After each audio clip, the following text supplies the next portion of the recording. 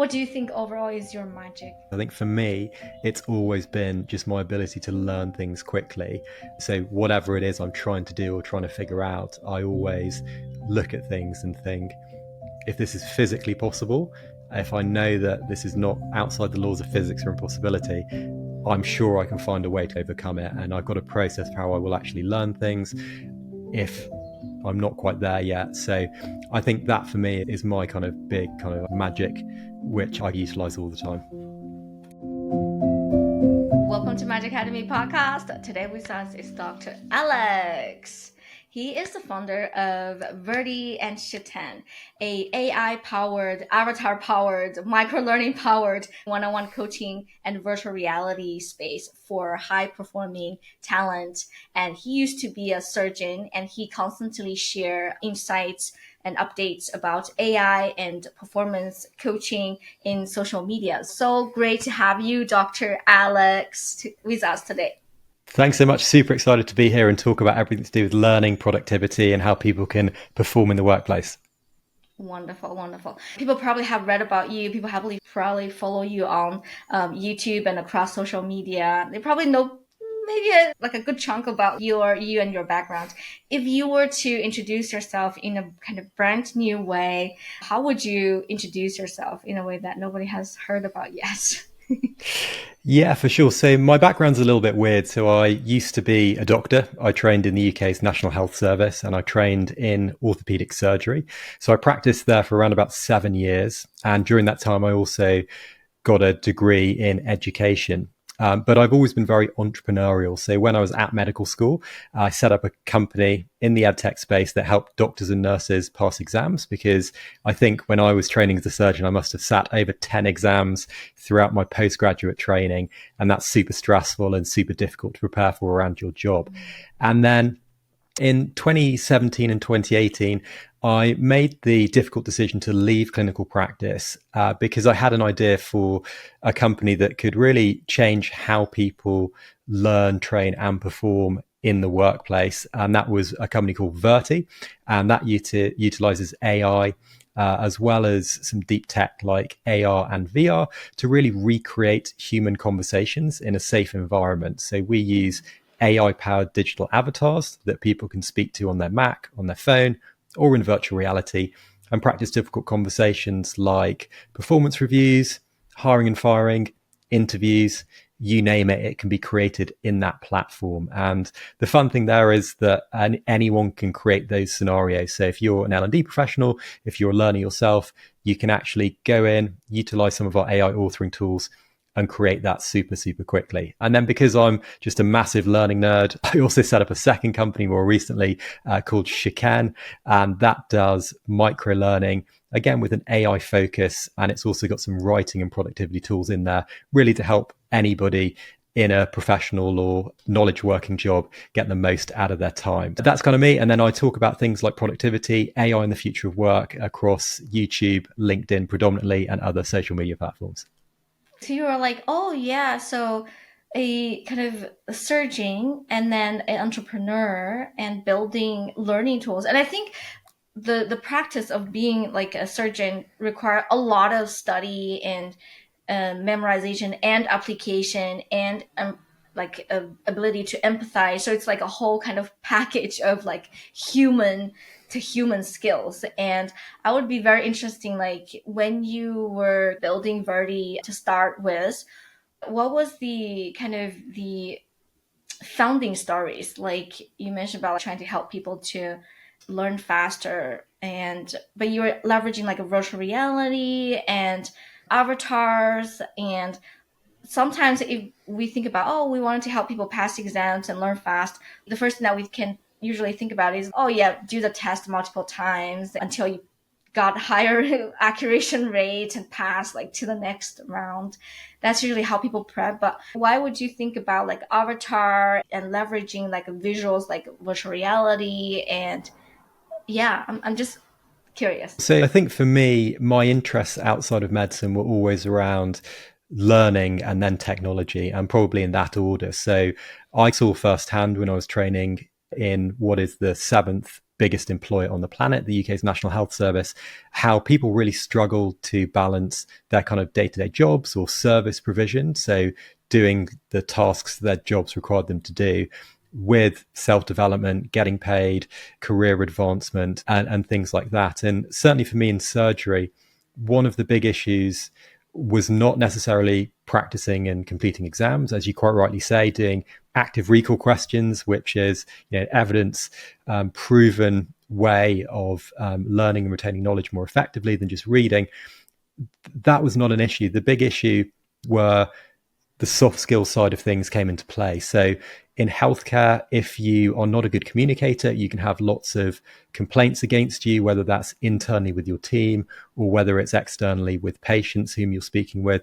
And obviously in surgery and healthcare, you've got to have a lot of very high stakes conversations, things like breaking bad news, explaining a diagnosis, de-escalating angry relatives, lots and lots of other scenarios. And the way that we trained in medicine was we often used actors who were perhaps not that good, and that was often in one-off training sessions where you and I might be observed having a conversation, one of us is an actor, somebody else is observing that and gives us some pretty subjective feedback based on their own experiences, and that might happen once every kind of 6 months or something like that.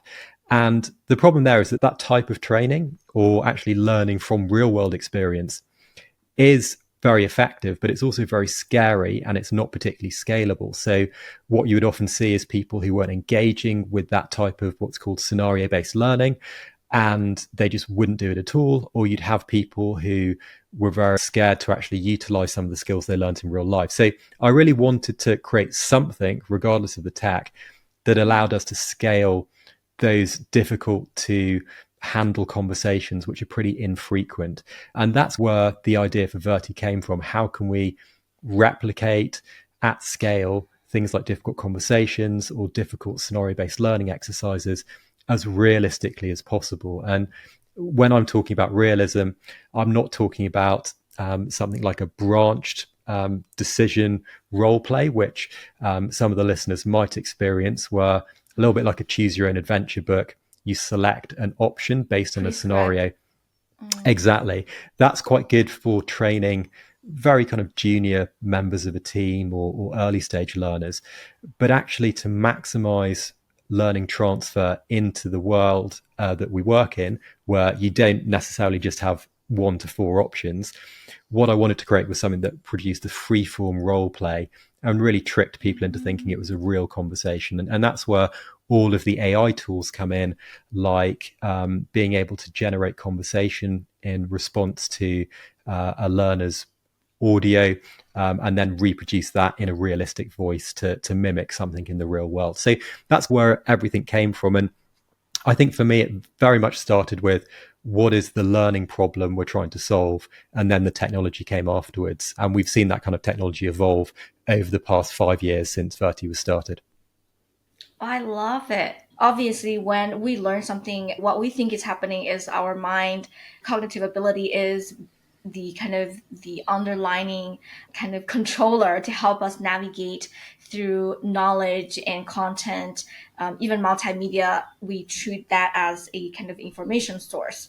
And a lot of times we don't really, or we don't even have time to think about, yeah, actually learning is not just cognitive, it's a whole body kind of learning, and it's also very social, getting ourselves in a particular situation that gives us a lot of context that our brain is able to register, and later on, even if we recall it, it will be much easier than we just read a test and then try to remember that, because the connections are much more in depth and more salient across like different neural networks. When you were designing that, would you be try to be as realistic as possible? Were you trying to just capture the core part of the context? How would you go about designing like just a micro scenario like that? Yeah, good question. And I think if we consider soft skills in general and we think about having difficult conversations, they are inherently very scary. And a lot of that has to do with the actual tone of voice as well as the content that is being discussed in some of those high stakes conversations. And so the number one thing we were looking to replicate above the actual content of the conversation was things like the tone, the sound. Is the AI able to generate a human like voice? Is it able to show emotion appropriately? Certainly, when I've practiced soft skills, the I guess uncanny valley is more often bridged with audio than with visuals. I think a lot of the time, especially if we're watching a video, we almost zone out and forget that we're watching a moving image. And even if you're speaking with an actor or actress, often it's the actual conversation that our brains are focused on and how to actually navigate that to get to a resolution or get to what we want. But the avatars that we use in order to optimize for interactivity, they are computer generated. So a little bit like on a high end video game or something like that, you know that it's not completely real, it's not a real person you're speaking with, but it suspends that disbelief and allows you to engage and actually fall into that game of how do I conduct a performance review? How do I hit the learning objectives for this conversation? How do I close a sales deal? And that's when things become really, really fun for the learners as they progress through those conversations and progressively get better. I like that. I was actually trying, maybe the version that I tried is maybe GPT-3, maybe 4.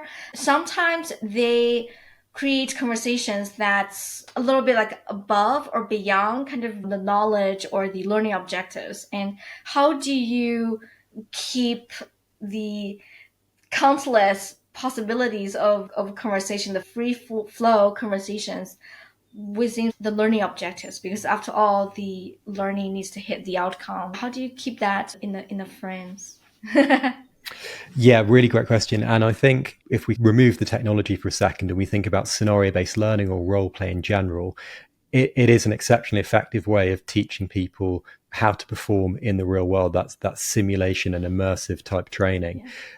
But it's got to align and be relevant to the learner who you are teaching at that moment. So someone, for example, who is very junior, they might just want to focus on some simple steps and some understanding of how to structure a conversation or how to navigate something in a role play.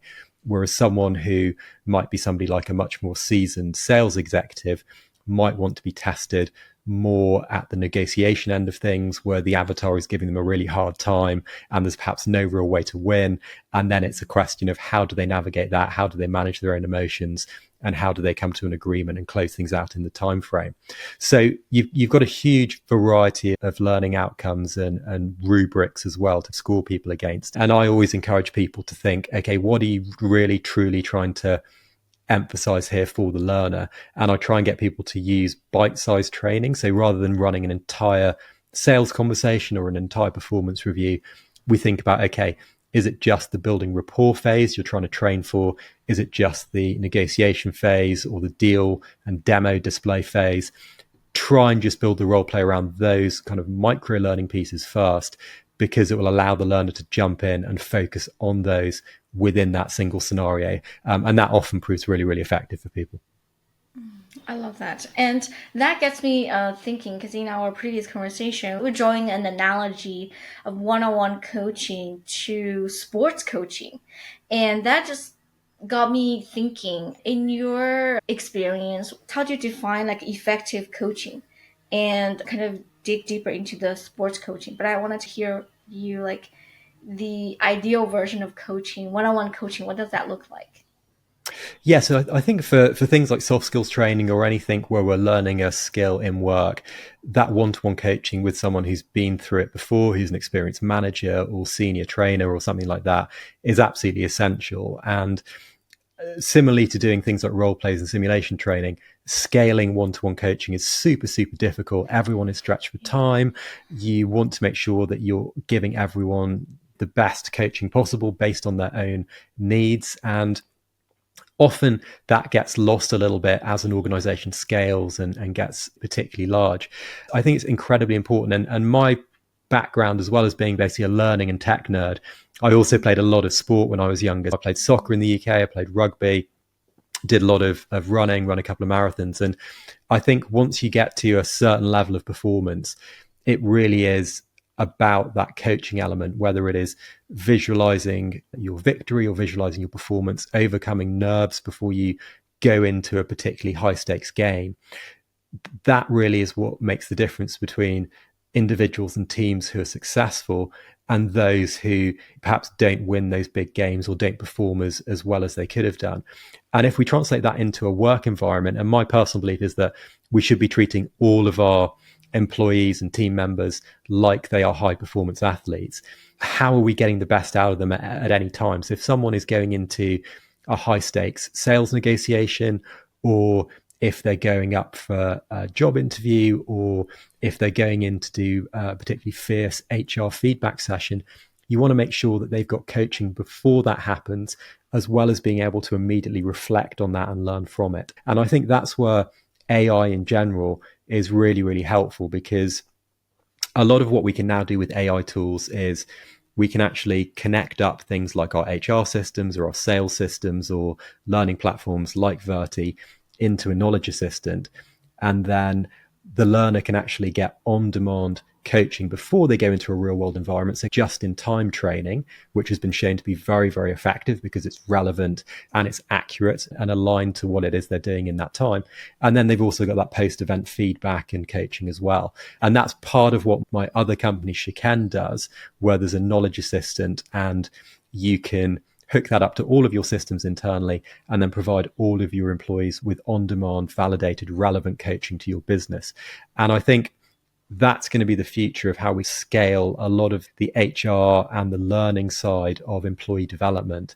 Because again, a lot of times I can speak from personal experience, both in the NHS as well as an entrepreneur and founder and coach. There's loads of times where I've just gone into situations without a huge amount of preparation, winged it, done okay off some training I've had 6 months ago, but I definitely could have been better. And then when you come out of that, unless you directly reflect on that yourself and write that down, which, hey, we'd all love to do and we know we should be doing, but again, time is the main constraint with this.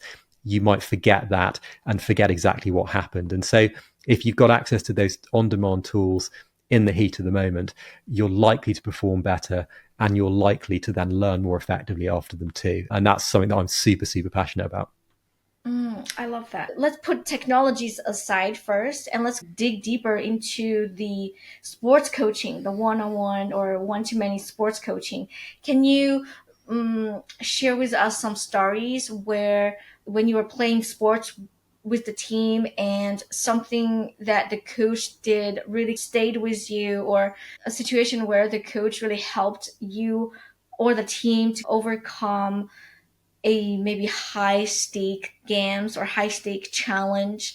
Can you share with us a little bit more on just on the learning perspective or the Yeah, for coaching sure. perspective? So I'll give one from sports, and then I'll give one from surgery as well, because there's two that kind of come to mind, and they're quite similar. So the one from sports, I remember playing a football game back in the UK. It was pretty high stakes. There was a penalty shootout. I think it's the final of a cup final when I was playing under 18 semi-professional football, and we were down. We were losing by a goal, and then one of the team missed a penalty, and obviously everyone's focus and all of that energy is suddenly deflated because of what's happened in a game. And the coach kind of rounded everybody up together, and his soft skills were really good in this situation, because it'd be very easy to criticize the person that missed the penalty and put a lot of pressure on the rest of the team and make that person feel even worse than they did in that moment. But all he focused on really was what we should be doing going forward, and how we could still win it, and how there was still time left and time remaining, and what we could do. And we ended up actually going on and then equalizing and eventually winning that game. And I think it was a really good example of just how bad things happen within work, within sport. But if you manage your emotions, you apply not just good soft skills, but excellent soft skills in that example to an entire team and show that you're leading by example, then you can actually impact real significant change. And I think the other one, not too dissimilar actually, was when I was operating as a junior surgeon, and I was operating with my consultant and another surgeon. And it was a particularly difficult case. It was late at night. It was a trauma case where someone had been involved in a road traffic accident. And the patient had effectively fractured their leg very, very badly. And it was proving really difficult to reconstruct with the usual things that we would do, which were kind of plates and screws in orthopedics. Mm. And everyone was very tired and they were struggling, and we weren't really sure if what we were doing in that was really going to work. And I'll always remember the senior surgeon just saying, okay, look, we just need to stop. We need to take a break. We need to pause. Nothing bad is going to happen by stopping. And then we need to come back to this like we've just walked into the room fresh and new, and look at it from this moment and look at what we need to be doing. And that for me was pretty transformational. And that's something that I now approach in work as well. Because often in the heat of the moment, especially in things like medicine and surgery, where everything is very high stakes, there's lots of pressure, there's lots of time constraints, we don't think that actually, yes, we should just step back, we should take a break and then look at things with new eyes. And that patient eventually did really well. But on the flip side, there are lots of times where people try and focus too much, or they get stuck really in the weeds of trying to solve the problem without taking their foot off the gas and stepping back and thinking about how they could solve it more effectively. And I think both of those are really good examples where they're high stakes, but someone with experience and with excellent soft skills has really impacted strong outcomes. And again, that's something that we can translate into our work environment. And if you're a leader listening to this, I would advocate that soft skills, as well as understanding how to use AI, are probably two of the most in-demand skills this year and in the next few years. I love that. Just by hearing your stories, I was like visualizing the situation. What do you think then in both cases, they're just a part of reflection of what good coaching can look like. What do you think are some good soft skill or power skill of good coaches, whether if it's a sports coach or whether it's a medical coach or whether it's a talent coach in the workspace? What do you think are some key qualities of excellent coaches? Yeah, I think often when we think about coaching and we think about soft skills, often we just assume that people are innately good at coaching, or they've innately got good communication or soft skills. And that's definitely not true. I think soft skills can 100% be not only learned, but they can be mastered with sufficient practice and understanding. And for things like coaching, and I'll include leadership here, because leaders are coaches, whether it's en masse to a whole organization or whether it's one-to-one to their direct reports. It's really important, firstly, to actually understand that. And that's my number one soft skill, which is you need to know that being able to learn and meta learning and understanding how we learn is probably the most important soft skill that you can figure out to begin with. Because if you understand that we're not just born smart, or we're not born with knowledge, or a topic isn't too difficult, or you're not stupid if you can't figure something out, and there's a process around how you can learn any skill quite quickly, then you can learn pretty much anything else and any other soft skill or technical skill within your capabilities and time frame. So that, I think, is number one. As a coach, you can always learn and you can always get better. And then I think the second one is empathy. And that's something that I learned when I was practicing as a doctor and as a surgeon, that we need to be able to put ourselves into the position of the person that we are coaching, or that we are offering feedback to, or just communicating with in general. And if we can do that, and we can really think about how we would want to feel if we were receiving some coaching on something that we're trying to improve, then that just allows us to much better tailor the information that we're giving. And I think certainly when we're talking about leadership and coaching people at scale, leading empathetically and leading with trust, and not being afraid to tell people that you as a leader are not sure the best course of action, but you're open to hearing what other people's viewpoints are, is tremendously empowering. And I think the final kind of coaching soft skill that I will touch on, and there are lots and lots that I could go through, but these are my top three. I think the last one really is just being able to manage your own emotions and knowing when to offer information and thoughts and when to actually just actively listen and allow space and time to breathe in a coaching session. Because we can all tell people what we think they should do, but that's not necessarily the thing that people need to hear at a particular moment to get them to improve.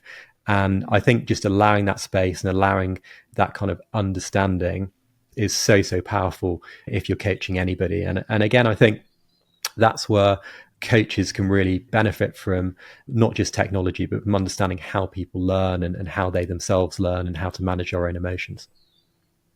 That's beautiful.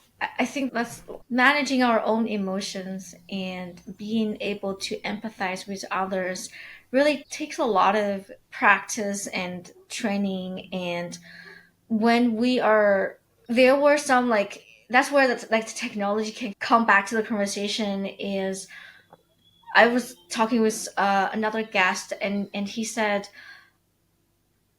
VR would be actually the most ideal technologies to help people develop the ability to empathize, because a lot of times we go through life and it's just so, it's a default mode is to go through life through our own kind of framework, our own perceptions, our own body and our own experience.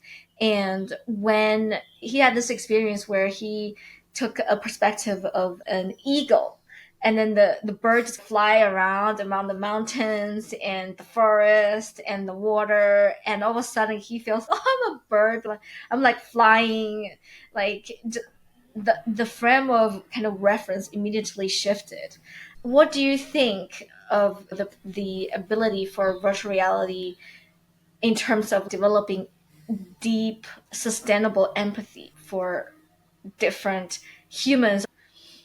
Yeah, I think when we talk about empathy, and obviously I had a lot of training on this when I was working as a doctor and as a surgeon, I think empathy specifically is a really interesting one because a lot of the time people get it wrong. And I think empathy at its heart is all around perspective and understanding where your perspective sits and your own possible inherent biases, and really doing some inward looking and understanding yourself a little bit before then trying to put yourself into the shoes of somebody else that you are communicating with. It's really interesting. And I think from an immersive learning point of view, it's got lots and lots of fantastic potential. And I can see the benefit of sort of switching roles with somebody in that kind of virtual environment.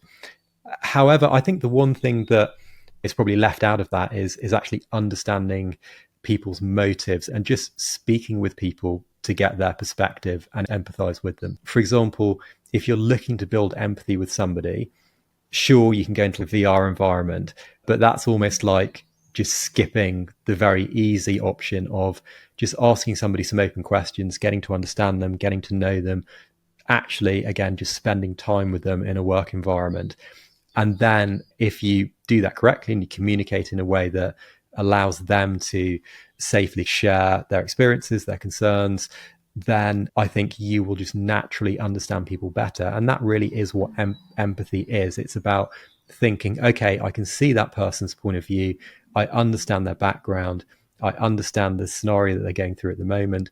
And I can understand why that's a problem and what they're facing. And I think if you can get to that in any conversation, whether it's a sales conversation, whether it's a coaching conversation, an HR conversation, me breaking bad news to a patient, it's, you're going to get a lot better reaction and outcome to whatever that conversation might be. And I think that's where I would always start, which is just making sure that you fact find, you get to know people, you spend time with people before you jump into any of these kind of training scenarios. A lot of times when we think about empathy, it's immediately jumping into whether I can or cannot look through the situation from the other person's perspective. And one step that usually would easily forget is actually before we go into the other person's perspective, like you mentioned, we need to sit within our own perspective and do deep reflection and identify what are some potential biases that we have, because after all, we are the living and breathing body on our own kind of reference. So it would be much more impactful if we first identify kind of the scope of the limitations and strengths of our own perspective. In that kind of empathy or learning about learning, emotional management, what do you think the role childlike wonder play in that whole process, especially as it relates to performance and coaching? Do you think it's even a relevant topic? For sure. And I think anyone who's heard me speak or talk about anything like this before knows that I'm a massive fan of Carol Dweck's book, Growth Mindset. And I'm also a huge fan of Zen Mind, Beginner's Mind, that we should approach everything from the perspective of a child. And I think just stepping back, if we think about, if anyone listening or you yourself think about the last time you really struggled with something, so you encountered a problem, whether that was you were trying to learn something, you were trying to understand something new, might be AI for a lot of people at the moment. But often as adults, as adult learners, we get frustrated, we don't have enough time, we get fed up, we label something that it's hard or that we're stupid or that we're too old or that we're too young to actually learn something effectively. But actually, if you approach something in a humble way with the inquisitive nature of a child, and you think about actually understanding and figuring out that in a fun way, and you know that you're able to do that, then you're going to be able to break down most problems and get to a resolution or solution in a really quick time frame. And that's something that I'm super passionate about. I think so many people limit their own performance because they think, oh, I'm not smart enough to do this, or I can't do this for whatever reason. And then they also secondarily think, I just don't have enough time. I'm doing all these other things. I'm an adult, I've got responsibilities. I can't prioritize whatever it is I'm looking to learn, whether it's my job, whether it's, playing a musical instrument, whether it's going to the gym, and then they just never do it. And I think that's such a sad thing. And if you can make whatever you're doing fun and engaging, you're much more likely to then get the most out of it and adopt it. And from a learning point of view, that's something that I've been hugely passionate about. I have so much to say about the current learning management system. It treats learning as this knowledge transfer, and everything is about transferring knowledge and information.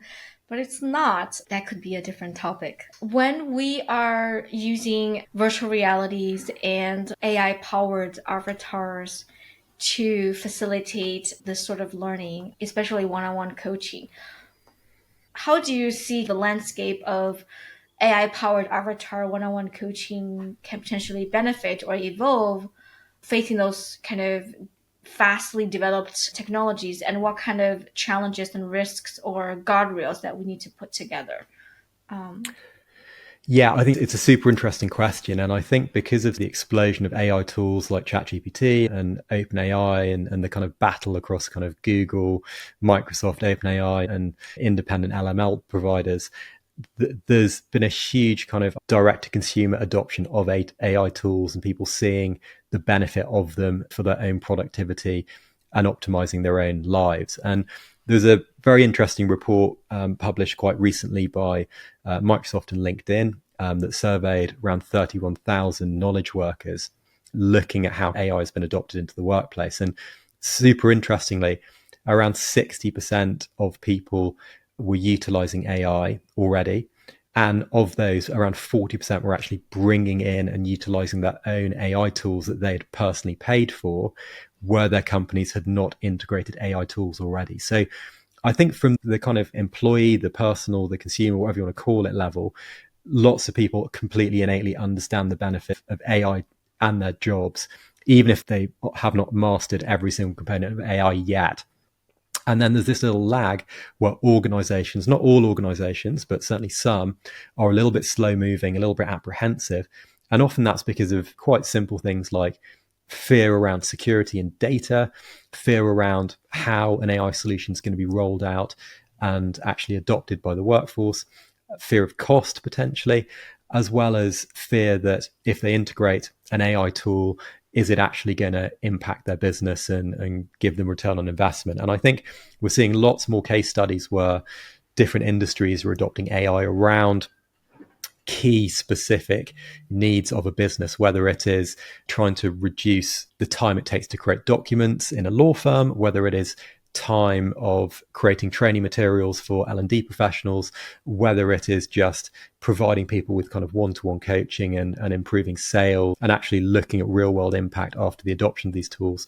I think we're getting more and more of those coming through. So my kind of thing with all of these tools at the moment is people know about them, They are coming in even 2 or 3 years' time. The AI landscape is going to look scarily different. I think the models are going to be much more advanced than they are even now.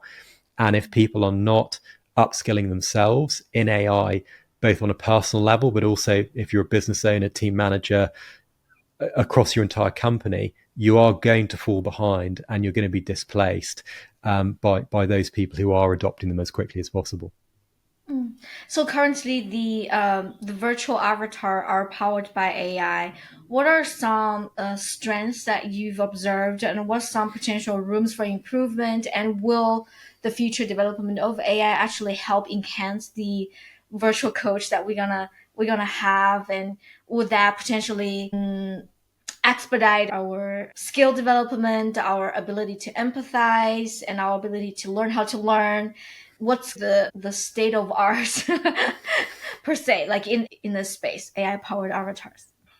Yeah, it's funny because basically at Verti, three of the things that we really focused on were how can we most accurately recreate a conversation as near to fidelity as possible, as near to real life as possible. And one of those three things was really getting the actual voice. So getting the voice that's generated by the AI to not sound like a robot, to sound like a real person and to trick people's brains. And even over the last 18 months, we've seen lots of advances in text to speech algorithms. So now OpenAI released their Whisper model, which itself is fantastic. There's lots of other great models out there. I can just about still tell that it's an AI voice, but because I work with them all the time. But I think most people actually can't with some of the newer ones. And then I think the secondary bit for that is the actual time it takes to interact with an AI character. So if you say something, your response goes off to the AI before it then replies with its own AI voice. And with a real conversation like we're having now, I will say something, you'll immediately interpret it and respond back. Whereas there is still a little bit of latency with some of both the text to speech models and just the language models themselves, which means occasionally there can be a delay, particularly if some of these services are at peak capacity. So that's another big area that we have focused on. That's number two. And then the third and final one is simply the creation and the creation time for making these advanced role plays and scenario based learning exercises. Because when I worked in the NHS and did something called advanced trauma and life support, where we had to create scenarios, or when I would construct sales scenarios for coaching my sales team, it would take me a long time even to create kind of a branch scenario. So I'd have to figure out my learning objectives, write in all the text, map that out, and it would just take ages. And certainly doing a free form conversation is almost impossible unless you've got a long period of time and a large team. With some of the AI tools, as I alluded to earlier in our conversation, you can actually just give it a little bit of information, press a button, and then that entire freeform conversation is generated. So those are the three roadblocks: the actual content and sound, the latency, and then the actual creation of the scenarios. And over the last 18 months, certainly at Verti, we've pretty much solved for most of those. And it's going to only get better and better over the next few months and years. So I think that's really exciting. And I think we are on the way to completely recreating and making it believable that you're communicating with a real person. I love that. I like how you focus on the three one. And I wanted to dig a little bit deeper of the first one. Like you said, most people can't hear the difference between AI voice and human voice. And you have obviously worked with that. What's as of the technology now, how can we differentiate the AI voice versus the human voice? Yeah, so I think there's a bunch of ways, and I think my the easiest way to check this out is just to go in and look at as many text to speech tools as possible. I mentioned OpenAI's Whisper algorithm. You can hop on their website and check that out. The other one that's very realistic is 11 Labs that a lot of people might have used. And then you've got things like Amazon Polly, Microsoft's voice services from those kind of big cloud service providers. And then you've got lots of smaller independents who've started things out, like Mirth.ai is another really good voice replicator. But I think when you actually listen to some of those compared to a human conversation, there's a couple of things. So the pronunciation of words, so specific words is one of them. So if you've got a particularly technical word, the intonation and pronunciation of that might be off compared to a real human. The other important one is then just emotion. So if you're having a high stakes conversation where someone's getting angry or they're getting sad, often it's quite difficult for some of these speech models to actually simulate that, and you can hear that it just doesn't sound quite right. And then the other one is really just the kind of, I guess, sort of tone and sound of the voice. So if you think back to the worst, maybe like 1990s or 2000s voice recording program that you've used, they sound quite robotic. They sound like robots. They're just pronouncing a word and then another word, and there's no connection. And that's what a lot of the older models sound like, whereas the newer ones have that cadence, and are able to clone real human voices much more quickly. I like that. Yeah, because maybe if we see that, it's probably a regular interval or the tone is repetitive and versus in a human and Exactly. frustrated with our emotions and it's unpredictable in a little bit. I see less predictable, less regular.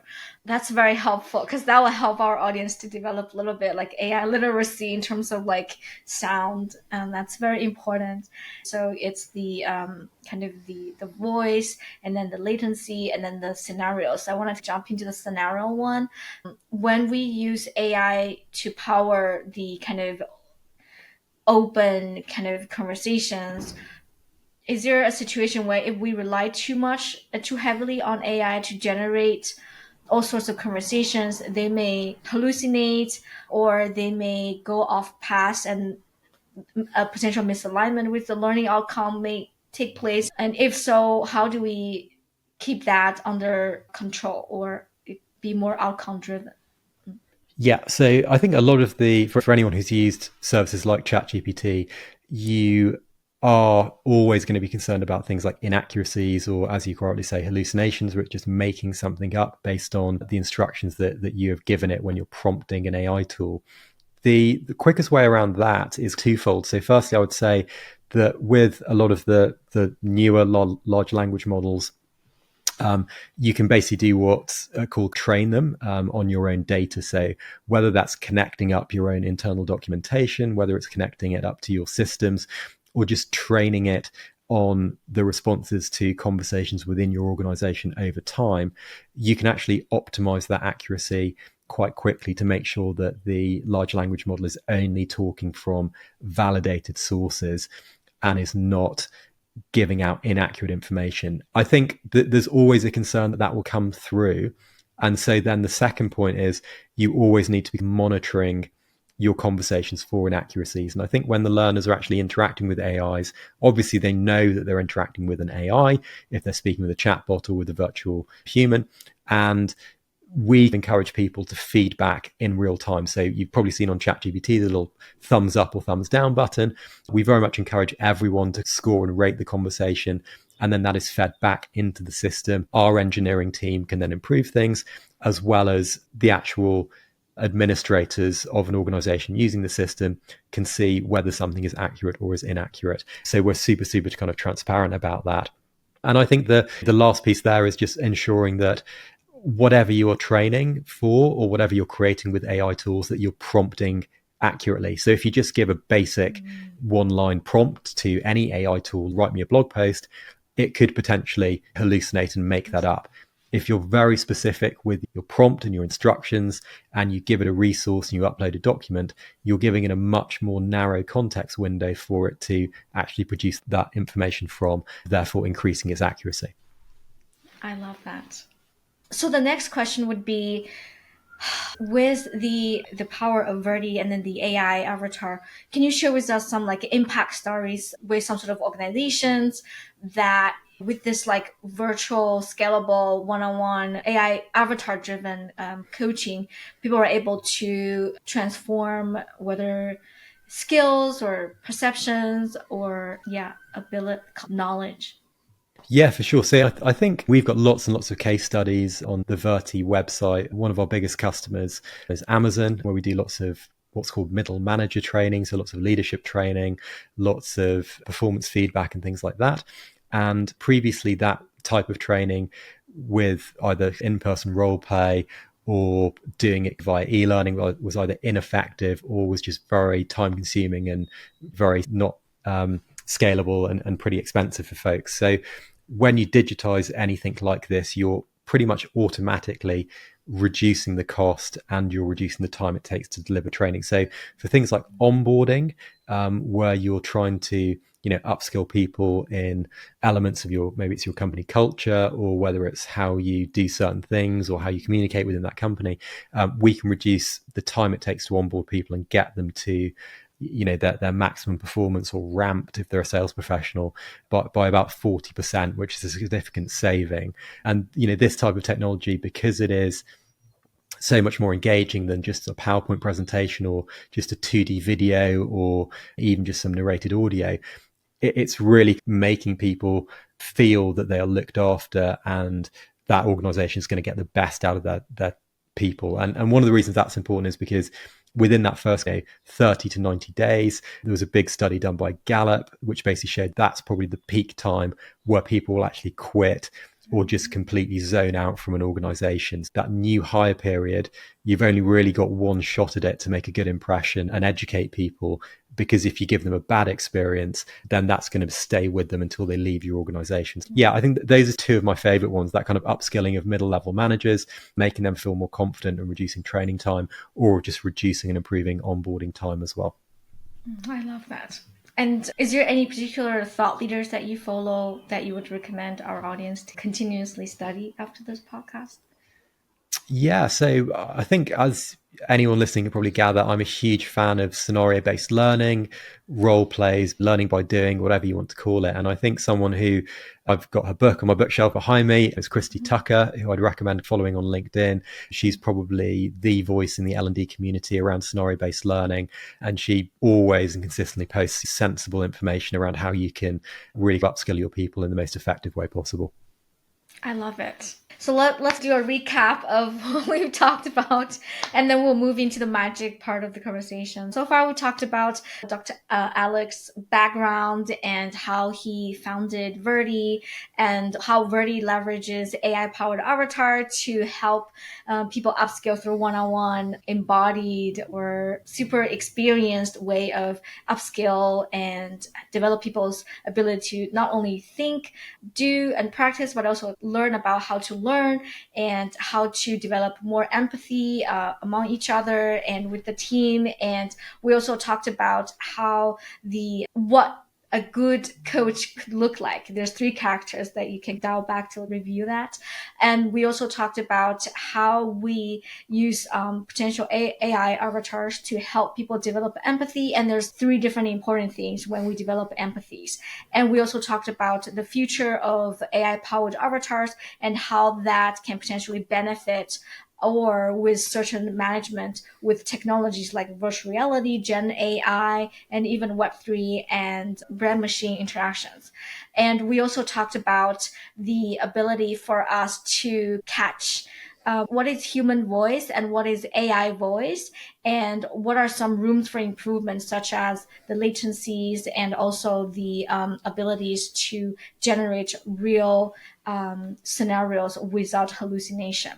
And we also talked about how Virti is best to help in terms of onboarding and also the abilities for people to develop a particular skill in a much shorter time frame. And now let's move into the magic piece of the conversation. So, Alex, what did you enjoy doing when you were around 11 years old? That time just disappeared for you. Great question. I think I've already mentioned it, but I was absolutely obsessed with sports. So I loved team sports. I loved getting outside, exercising.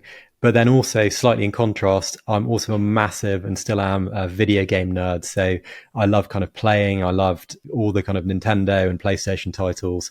And I think that's stuck with me, basically those things, either from the sports side or from the video game side, around, just making things fun, overcoming challenges, and just, things as playful as possible. You do talk about like games, and I think game is this way they're able to put us in a brand new situation and resonate with what you said, the beginner's mind. So it's very easy for us to just like extract from our daily surroundings and or situations and put us in a brand new place, so we can exercise that childlike wonder, the beginner's mind, and start enjoying a brand new experience.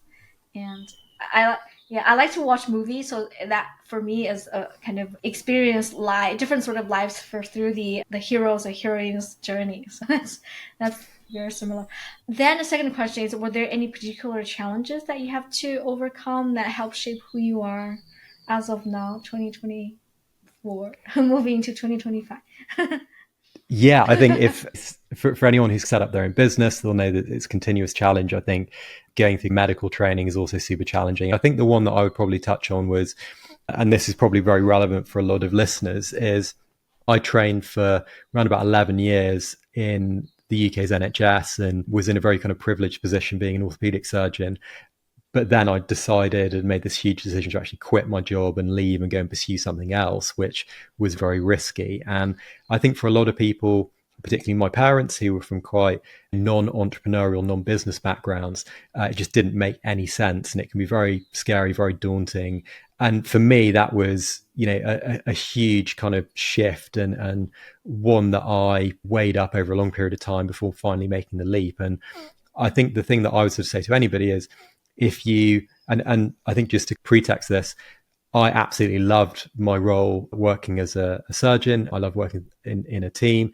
So actually leaving and doing something that's very risky that I'd not really done before was very, very scary. And I think just that process of understanding that, yes, although you are leaving something or moving on to something new, it doesn't have to be terrifying. Nothing is really going to kill you in terms of swapping jobs or changing your career path or trying to do something outside your comfort zone. And for me, it was very much if I stay here, I'm probably going to have more regret than if I make that jump and try the risky thing. And I think that was probably the big one for me that's probably relevant to a lot of people who might be thinking about either changing jobs or starting something themselves or learning a new skill. It often is quite daunting, but once you're there, you've been doing it for 6 months, you will look back and think, gosh, like, why didn't I jump sooner?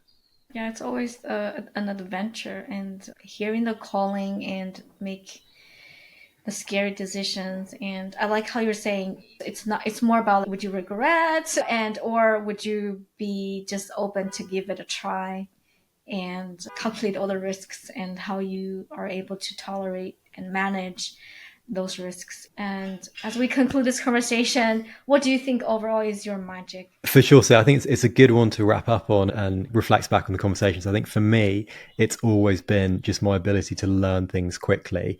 So whatever it is I'm trying to do or trying to figure out, I always look at things and think, if this is physically possible, if I know that this is not outside the laws of physics or impossibility, I'm sure I can find a way to overcome it. And I've got a process for how I will actually learn things if I'm not quite there yet. So I think that for me is my kind of big kind of magic, which I utilize all the time. I love that. Learning how to learn. And I think that's the kind of the foundation of how we evolve is to quickly learn. That's beautiful. Thank you, Dr. Alex, for showing up here in our show and sharing your experiences, perspectives, adventures, and magic with us. And for anybody who wanted to learn more about Alex and his adventures and ventures, all the information is in the show note below. So we encourage you to get connected and start your own adventure together.